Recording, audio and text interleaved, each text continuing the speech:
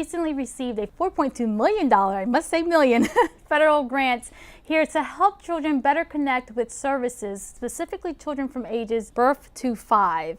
And here to tell us about the partnership with Early Learning Child Care Development Centers and the state of Delaware, joining us right now is Kim Krzanowski, Dr. Kim Krzanowski, who is the Executive Director of the Delaware Department of Education's Office of Early Learning. And we have here with us Melanie Thomas Price, who is the CEO of A Leap of Faith Child Development Center. I don't want to say child care. So welcome, ladies, to the show. Thank you. And congratulations on receiving this $4.2 million grant. Thank you. Such a big number. Great opportunity for Delaware. It definitely is, and that's what we want to get into on this show. We want to really show our viewers more or less where this grant is going, where's the funding going, who's going to benefit from it. So let's get into a little bit about the applying for the grant, where was the need, and why did that happen? Sure. So it was a very fast order of operations. This is a joint effort between the U.S. Department of Education and the Administration for Children and Families out of D.C. A document came out via email, a posting on the national website that said this grant was available, and quickly leadership from the Department of Education, the Department of Health and Social Services, and the Children's Department all got together and said, we want to do this grant. We think this is a great opportunity for Delaware, and we don't want to miss out on it. The turnaround time was very quick.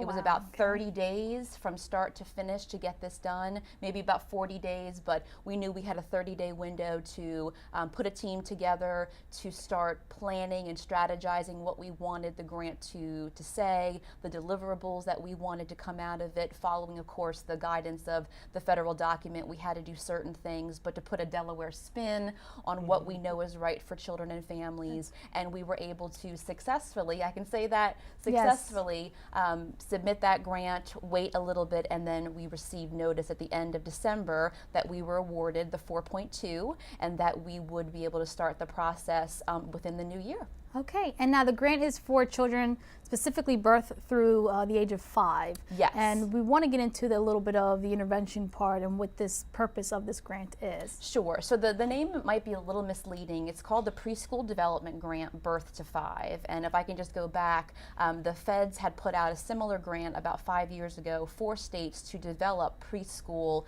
development programs. So the idea a few years ago was for states to think about universal pre-K or systems that would build services to help 3- and 4-year-olds be successfully transitioning to kindergarten. So when this grant came out, the title of it was the same, but it had a focus on B to 5, which is wonderful because this is not an infrastructure building grant, it's a planning grant. This is not going to be a grant that the $4.2 million is going to be seen directly into programs. For example, previously our Early Learning Challenge grant, that gave us infrastructure, that gave us funds that would help provide supports for programs. This is a little bit different. This is a planning grant that allows us to do two main things. Number one, it requires us to do a robust needs assessment focused on our users, which in this case is our families. How are families accessing services for children birth to 5? How are they navigating the system in Delaware? The system in Delaware has 3 state agencies, the ones I said, the Department of Ed, Health and Social Services, and the Children's Department. And there's 11 divisions underneath of those 3 agencies. So for families in particular, we know that there might be some barriers, some challenges just navigating the system. So if you want to know about high quality early learning services, which would be our STARS programs, you would come through the Department of Education. If you want to know about licensed child care services, you would go to the Children's Department. If you are a family who needs purchase of care, that's through the Department of Health and Social Services. So you could have a family that is accessing 3 different agencies and then multiple divisions underneath. So our needs assessment is going to look at, from a family's perspective, how difficult, how easy, how can we be more efficient and effective in getting families the services that they so desperately need, And then number two, through that robust needs assessment, we will then do a strategic plan, which will really paint the landscape of early learning from now for about 5 years out. Oh, okay. And So this is preparing us for the next 5 years. this is going to be preparing us. The timing could not be better. Our current strategic plan ended in December of 18. So that ended, we received the funds, and now we're going to be able to, after our needs assessment, really fine tune a strategic plan that takes Delaware from where we are to the next level. One more thing I'd like to add about the needs assessment, and this I think was something that really gave Delaware an edge in the application, was the fact that we are very concerned about children who are not accessing any early learning services now. There's about 1/3 of children in our state who are not in high quality programs or any programs therefore. So our needs assessment, we have to make sure that we're going to families where they're not aware of services, they don't know how to navigate, they may not think they're eligible. So I, commonly joke that, we need to be boots on the ground, going to places where families are going, and we can't do this just through a survey. It has to be really on the ground, in the communities, accessing families so we can get a true needs assessment. And what do these services look like? And this question is two-part. I do know as a parent, a mother myself of two, there are certain milestones that that you have to look for just to make sure that something's not wrong with your child. And I know through the state they have Child Development Watch, and that helps children from 0 to 3 years old. And then after that, they get transitioned to child find. That's right. And so how do you help parents who aren't like myself that knows what to look for? I do research. I figured out Child Development Watch was there to help screen my child to see if there was a disability there. And then I had a social worker given to me, and the rest was taken care of by the state of Delaware, which is a great service to a parent like myself. But what are we doing in the child development centers, and how are they working together with the state, as you mentioned, services that we have? What does this look like? Well, I would say, and then I definitely want Melanie to jump in because she is living and breathing this work every day. The simple answer is we do this through aligned and coordinated services. And that is exactly what our grant is going to help us become better at, aligning those services, coordinating them. So if you are a family who has access or who knows and has resources, you'll be able to easily navigate to get what your child needs. As well as a family who may not have the same resources. It doesn't matter where you're living, your neighborhood, your zip code, you should be able to access coordinated and aligned services for your child no matter what, and that's our goal through our grant. Okay, that's great. And for you, Melanie, what are some of the barriers you've been seeing at your Child Care Development Center, and how has your center been able to address that? I tell you what, we probably have over 90% purchase care students at my both centers. Now, this is what I found. I found that many of the parents are really having a difficult time navigating through the system. This is what typically happens. Once a teacher and I have identified that there's some problems with the child, after a while, once we've gotten to know the families, because it's really important that you build a relationship with the families. That's right. That's number one. Families really need to trust you and your opinion.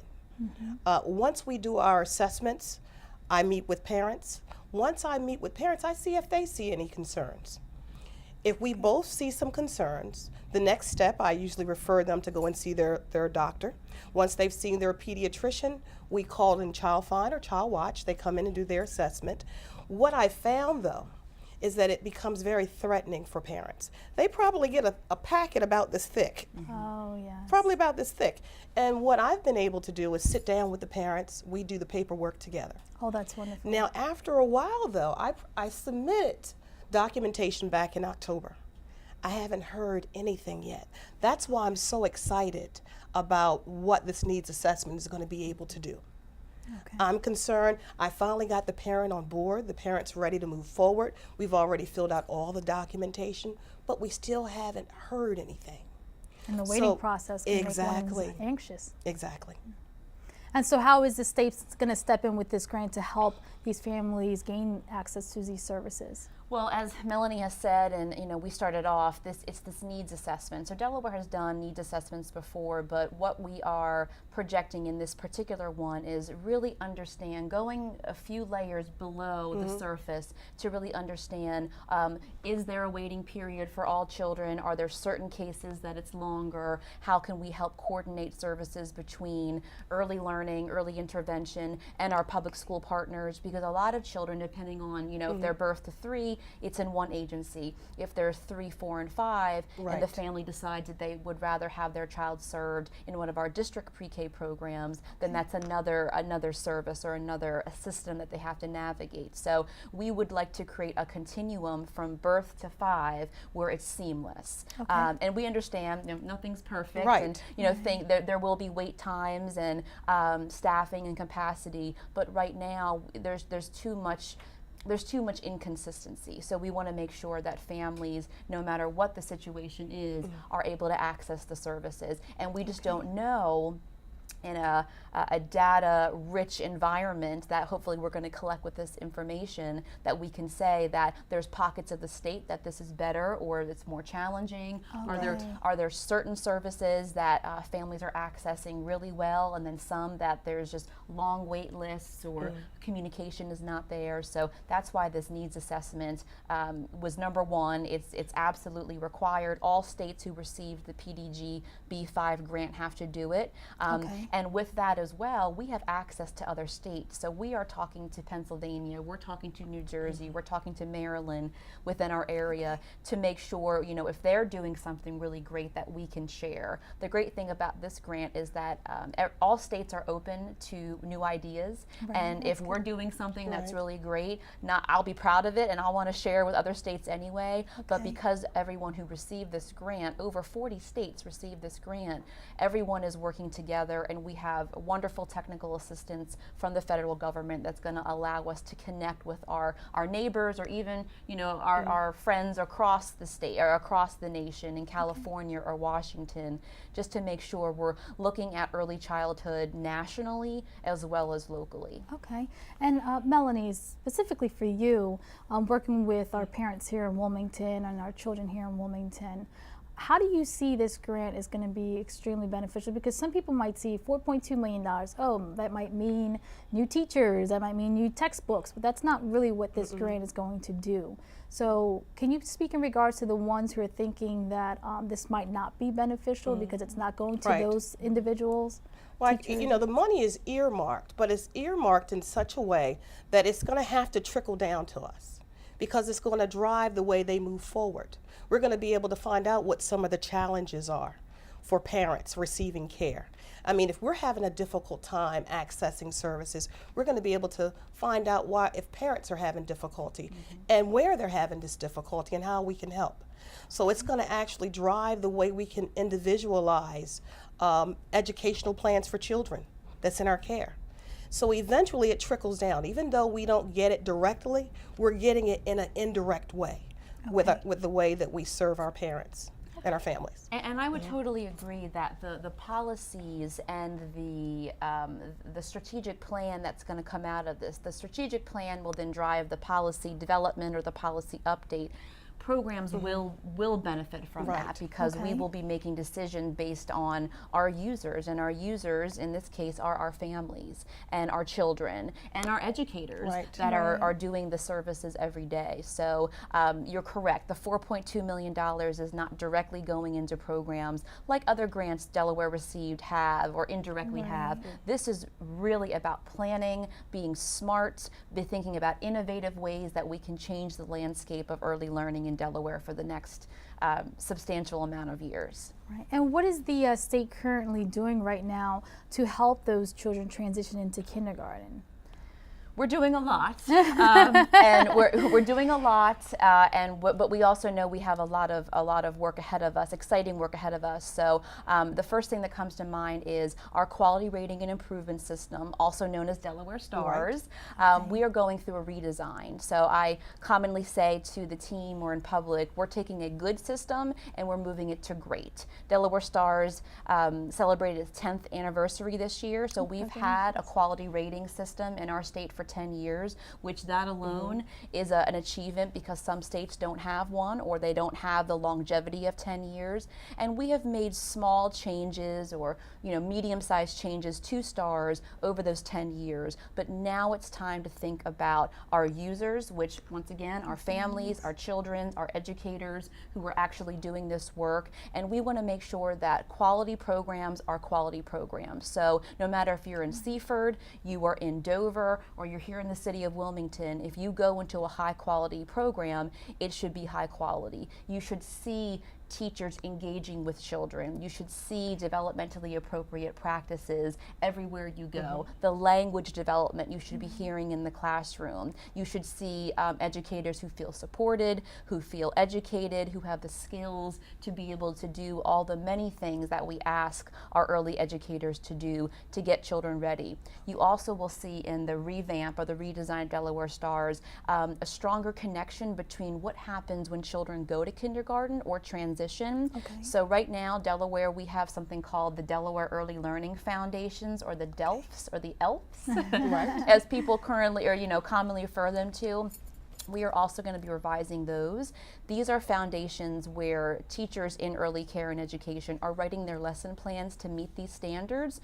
We are now going to be aligning them with the Common Core standards. So when children are coming out of a high quality program, we will know that they will be able to transition to kindergarten in a much better way because it's going to be aligned. It's not going to be birth to 5, gap, and then K to 2 different. We're really trying to bring teachers, educators from both sides in to understand what the expectations are, to make sure that we're keeping in mind the social emotional aspect, the developmentally appropriate access. Children are always children. A 5-year-old still needs to be doing things, developmental play, engaging in different activities, but we also know that the accountability is high, and we want children reading at 3rd grade. We want children being proficient in math by 8th grade. In order to do that, we have to start in early learning. It cannot start in kindergarten. So we're trying to really connect those two separate groups in a way that we haven't done before. And I think the grant also, although it's not specifically slated to look at that, it's looking at everything early learning. So that's curriculum, it's standards, professional development, it's looking at parent education and in a private-public partnership that we want to have with our school districts and our charters and our early learning programs.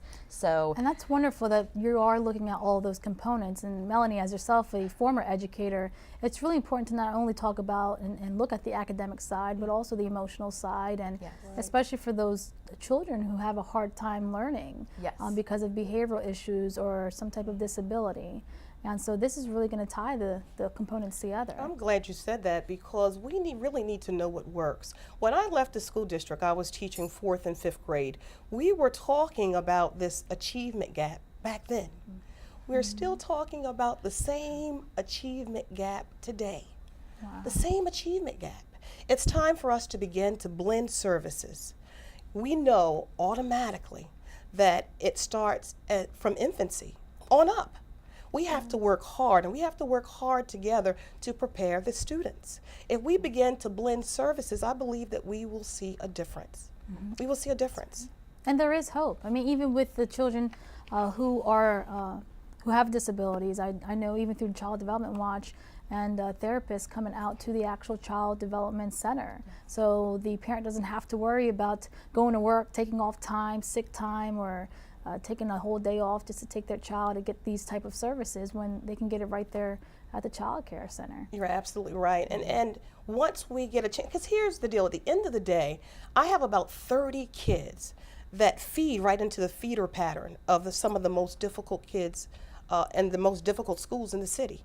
If we were working more closely together, they would already have a chance to get to know the students, to get to know the parents, to help us with our teachers. With many of our teachers don't have the same type of education as the school district.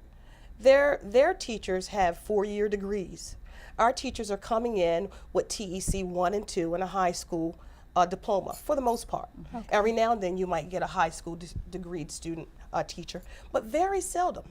You know, there's many things that we have to look at when we're talking about quality in early care and education. We have to take a look at the market rate. Right now, purchase of care, and I hate to go there, but I have to. In purchase of care, we are being paid right now with a 2011 market rate. Wow. How do you build inequality that way? We're doing the very best we can. I'm very thankful for STARS because it's a supplemental income. Without that income, I don't know how we would really meet our bottom line. I don't know how we would meet our bottom line. We're looking at teachers, and kudos to our teachers. Yes. Early care and Always education underpaid. teachers, they work hard. So hard. They are being do. stretched right now to capacity. Many of them don't even want to be in the field any longer. And It- because of the underpaid, a lot of them leave the field. They're being not only are they underpaid, some of the ones that are being paid more, they're being stretched so far. So much that they have so much that is expected of them. And we still want them to have high interactions with kids. To me, that's number one. But how can you do so much? We're really stretching them out. And they work hard. They work hard. They're no longer just babysitters, as we used to call them. No, they're That's right. professionals. They're certified. They're Like you said, certified TC1, professionals that are working hard. Wonderful. They are. And working hard to ensure that children are coming to kindergarten in the most prepared way that they can. They are. And successfully transitioning into kindergarten. So we could do a whole other segment, I'm sure, on Yes. the workforce. We can. But it's a big component of what we're trying with this needs assessment as well. The system itself, there's a lot of dynamics with it. Okay. And lack of workforce. Course. When I came into the business was back in 2004. I was saying that we would have a packet, a file of resumes and applications. Not anymore. Why It's is that? really hard to get people. these- They're not coming into the field anymore. You know, we want to make this a desirable field. We want teachers to enjoy what they do. We want kids to enjoy coming to school. And that starts in birth to 5. It does. That love of learning really starts It does. at birth to 5. You have to build from there. have to The build. foundation is It's there. there. Because once you get to It kindergarten is. and you don't like school and you have these behavioral issues, it's just gonna That it's a much more dominoes challenging, effect. and it's challenging for our K-12 educators. That love They and that work hard. passion. If it's not there, so there's a lot of pressure built on our birth to 5 system, and we want to make sure that it's really, we want to be a model. Delaware Right. has been a leader in a lot of things, especially early childhood. We want to continue to be a leader and be a pioneer to ensure that our system is top notch. And so, what are we looking forward to in these next, 12 months? It's already started now. Yeah. So we have 12 months to complete all of our target goals here. What does that look like? Is it going to be in phases? Are we hiring people outside of Delaware? Absolutely, yes. So yes and yes. It's going to be in phases. The clock has started, so we are in the process right now because we actually asked for over the 4.2, and we received 4.2. Okay. We actually asked more close to 6 million, but because there was such a large increase in applications, the federal government decided that all states would get around 70% of the ask. So we received less, so we have to adjust our budget because we went high and now we have to come back. So our focus is needs assessment, strategic plan, and then some other activities to improve quality is happening with parent education and data integration. That was another big part of this, looking at our data systems and creating a plan to actually push out a system that could integrate all of those different agencies together. So phase 1 is we're just redoing the budget, replanning, making sure that we're good to go. You will start to see that there will be outside agencies who are non-biased to Delaware coming in and holding stakeholder groups. So programs will be able to be involved in various stakeholder engagement meetings to understand. Like I said, we want boots on the ground, accessing families.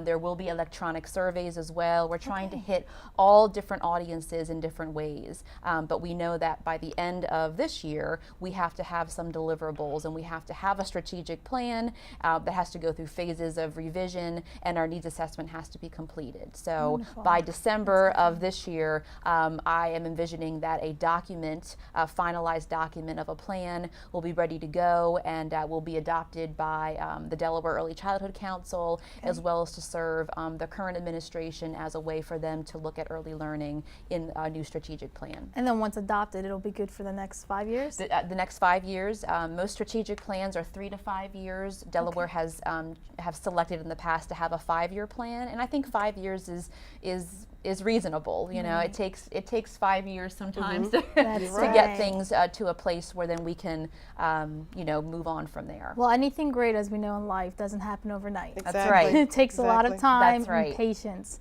and that's what's happening here in these 12 months phases.